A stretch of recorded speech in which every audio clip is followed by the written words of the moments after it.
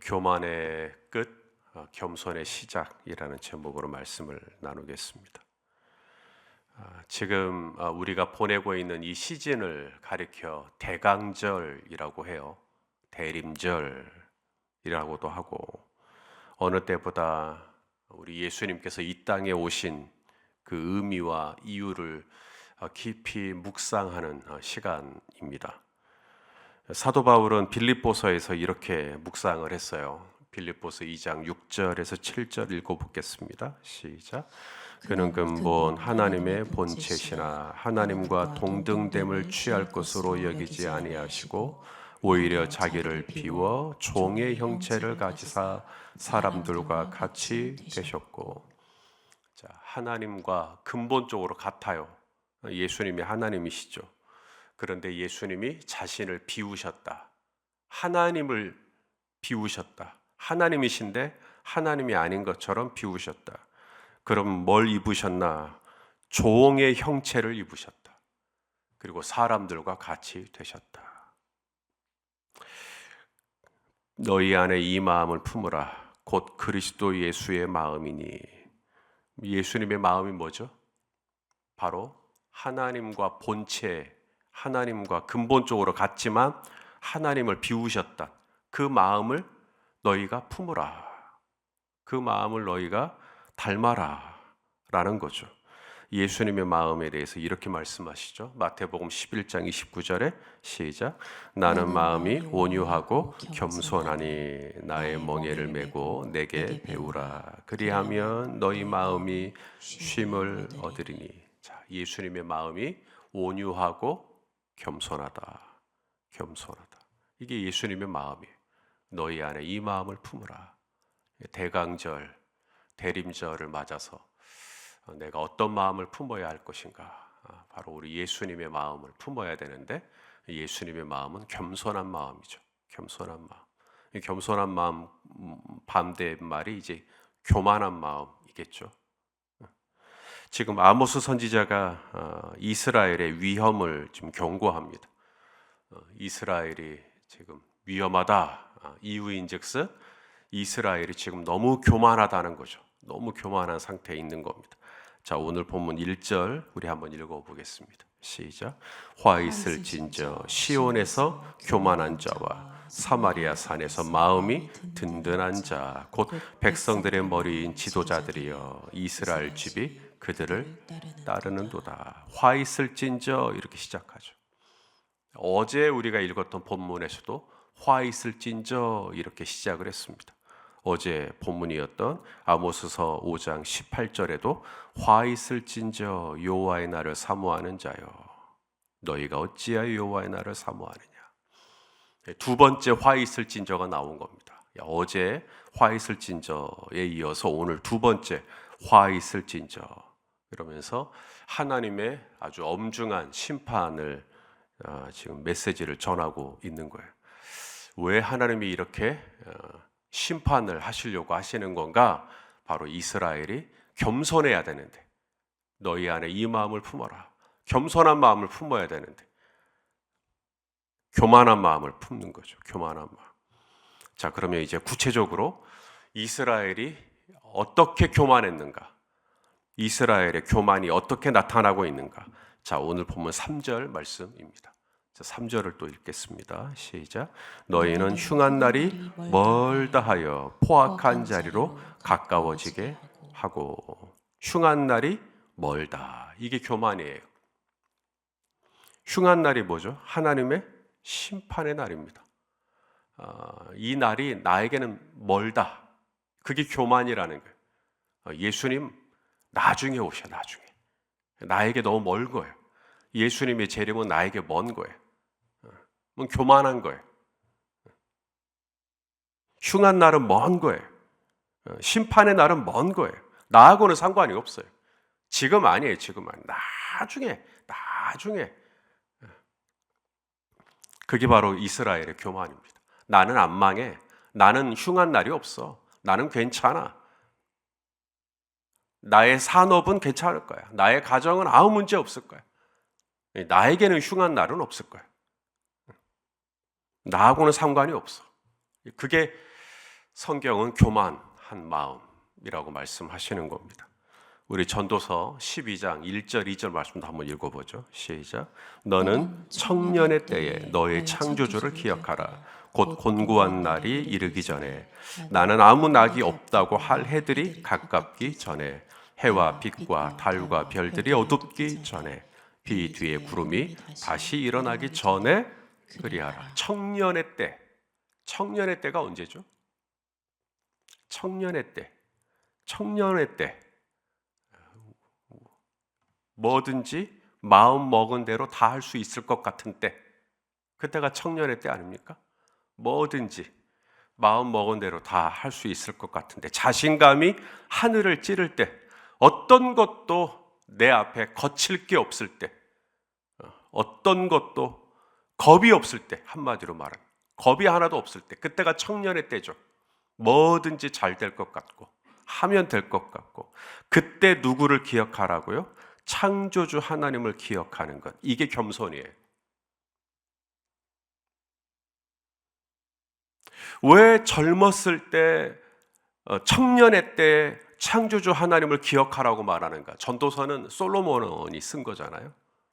이 지혜의 왕 솔로몬이 자신의 아들에게 너는 젊을 때, 너는 청년의 때, 너는 하나님을 잊어버리면 안 된다. 왜 이 얘기를 하냐면 바로 그 젊을 때요, 힘이 아직 내 안에 남아있을 때, 아직은 내가 창창할 때, 아직은 내가 뭔가 할 수 있을 것 같을 때, 그때 전능하신 하나님을 잊어버릴 확률이 커요.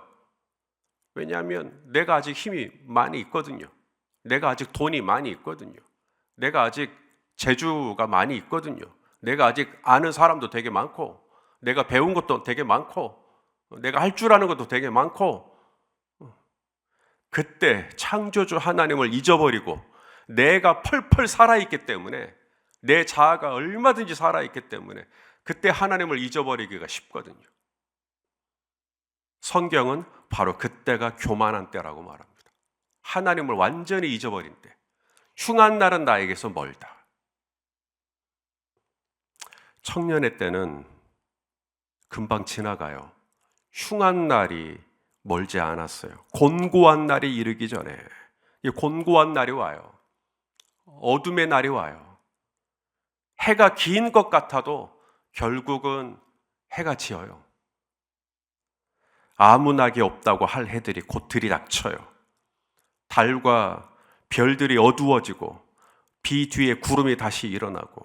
그러니 아무리 청년의 딸라고는 하지만, 뭐든지 자신감이 있고 하면 될 것 같은 때가 있다고는 하지만, 그때 내 힘만, 내 재주만 의지하지 말고 겸손한 마음, 너희 안에 이 마음을 품으라. 겸손한 마음. 내가 근본 하나님과 본체지만 자신을 비우시고 종의 형체를 입으시고 철저하게 하나님을 의지했던 예수님의 그 겸손한 마음을 너희가 품고, 청년의 때부터 그렇게 품고 하나님을 의지할 줄 알아야 한다. 성경은 말씀하는 겁니다. 자, 야고보, 베드로 사도의 말씀도 읽어보죠. 베드로전서 5장 5절 말씀입니다. 자, 한번 읽어보죠. 시작. 젊은 자들아, 이와 같이 장로들에게 순종하고 다 서로 겸손으로 허리를 동이라. 하나님은 교만한 자를 대적하시되 겸손한 자들에게는 은혜를 주시느니라. 젊은 자들아, 아까 솔로몬도 너희 청년의 때, 청년들에게 하신 말씀이고, 사도 베드로도 젊은 자들아. 자, 이 젊은 자들에게 뭘 요구하고 있죠? 장로들에게 순종해라. 장로들에게 순종하라. 왜 그럴까요? 왜 젊은 자들에게, 장로들에게 순종해라 그럴까요? 바로 이 젊은 자들이 젊기 때문에, 뭐든지 내가 할 수 있을 것 같기 때문에 장로님들이 말할 때 그걸 순종하기가 그만큼 쉽지가 않아요. 이 젊은 자들에게 장로들의 말은, 여기서 말하는 장로란 교회에서 직분상 말하는 장로가 아니라 영어로 엘더스, 나이가 드신 연장자, 어른들 이야기하는 겁니다. 이분들이 말할 때 젊은 자들은 꼰대라 그래요. 꼰대. 그래서 안 들어요. 젊은 자들이. 어른들이 하는 말은 귀찮게 들려요. 고리타분하게 들려요. 보수적으로 들려요. 앞뒤가 꽉 막힌 고집불통처럼 들려요. 그래서 무시해요. 그래서 젊은 자들이 잘 안 들어요. 그걸 교만이라고 말하는 거예요. 젊은 자들에게 이 장로라고 하는 이 어르신들, 어른이라고 하는 이 존재는 이 젊은 자들이 아직 힘이 너무 많아요. 젊은 자들은 가능성도 너무 많고, 하고 싶은 일도 많고, 할 수 있는 일도 많고, 이 미래가 너무 창창해요. 그러다 보니 이 어른들이 하는 이야기들, 어른들이 하는 이 모든 말들이 안 들려요. 그래서 성경은 말합니다. 너희 젊은 자들아, 젊은 자들아. 어른들이 하시는 말씀을 잘 경청하고 순종하라. 그게 겸손이다. 자, 하나가 더 있어요. 그 다음 베드로전서 5장 6절 말씀입니다. 베드로전서 5장 6절 또 읽어보죠. 시작. 그러므로 하나님의 능하신 손 아래에서 겸손하라. 때가 되면 너희를 높이시리라. 젊은 자들에게 하시는 말씀입니다. 장로들의 말씀에 순종해라. 그 다음 6절에서는 능하신 손 아래에서 겸손하라. 그러면서 때가 되면 너희를 높이신다. 젊은 이들의 또 하나의 연약함이 뭐냐면 때를 잘 기다리질 못해요. 급해요. 마음이. 인내심이 부족해요. 그것도 마찬가지예요. 자신감이 늘 차 있기 때문에 뭐든지 할 수 있을 것 같기 때문에 기다리는 것에 있어서 잘 못하죠. 당장에 뭔가를 해야 될 것 같고 또 하면 될 것 같고 이게 젊음입니다. 모세도 그래서 뛰쳐나갔다가 오히려 애굽 사람만 쳐 죽이는 일이 있었고 사울 왕도 마찬가지죠. 왕이 할 일이 있고 선지자가 할 일이 분명히 구분되어 있는데 사울 왕은 이 사무엘 선지자가 올 때까지 못 기다려요. 그 혈기 때문에, 그 급한 마음 때문에. 그래서 사무엘 선지자가 오지도 않았는데 본인이 팔을 걷어붙이고 번제하고 화목제를 드리죠. 그 일로 사울은 버림을 받게 됩니다. 하나님께서 우리에게 젊음을 주셨다. 그 축복입니다. 하나님이 우리에게 청년의 때를 보내게 하신다. 그 축복이죠.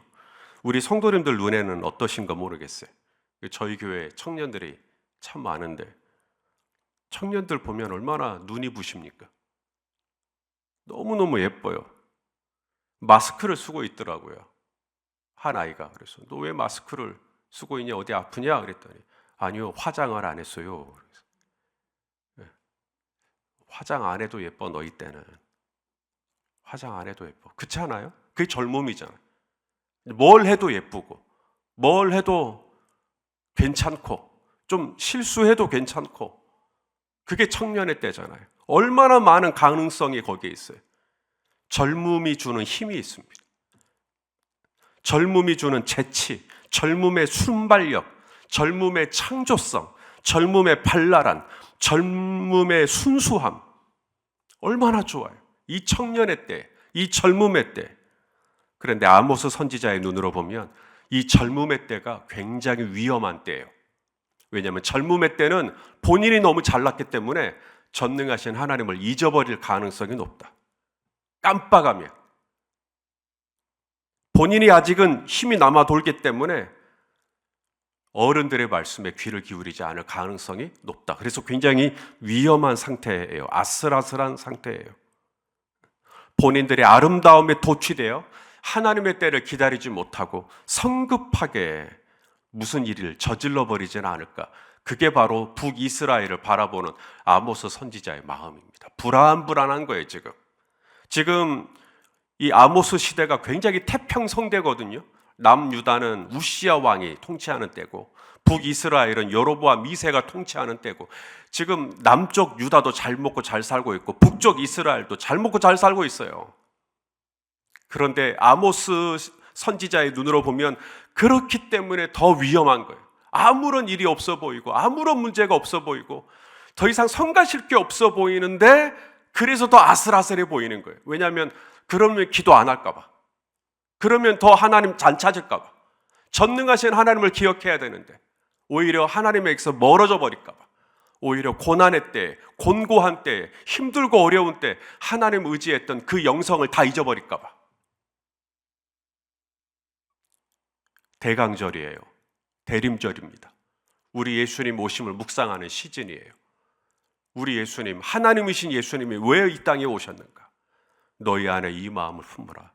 곧 그리스도 예수의 마음이니. 그게 바로 겸손한 마음이에요. 겸손한 마음은 나를 비워요.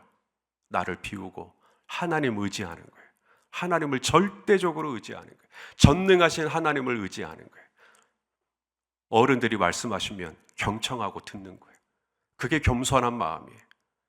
바로 이 겸손한 마음을 가지고 우리 예수님 오심을 기리며 기다리며, 그래서 대강, 대망, 우리 주님을 더 소중하게 생각하면서 우리 주님의 오심의 이유를 더 깊이 묵상하는 또 이 시즌이 될 수 있기를 주님의 이름으로 축원합니다. 기도하시겠습니다. 오 주님, 우리로 하여금 늘 겸손한 마음을 품고 우리 예수님의 마음을 닮아갈 수 있도록 하나님 이 대림절을 그렇게 보낼 수 있도록 인도하여 주시옵소서.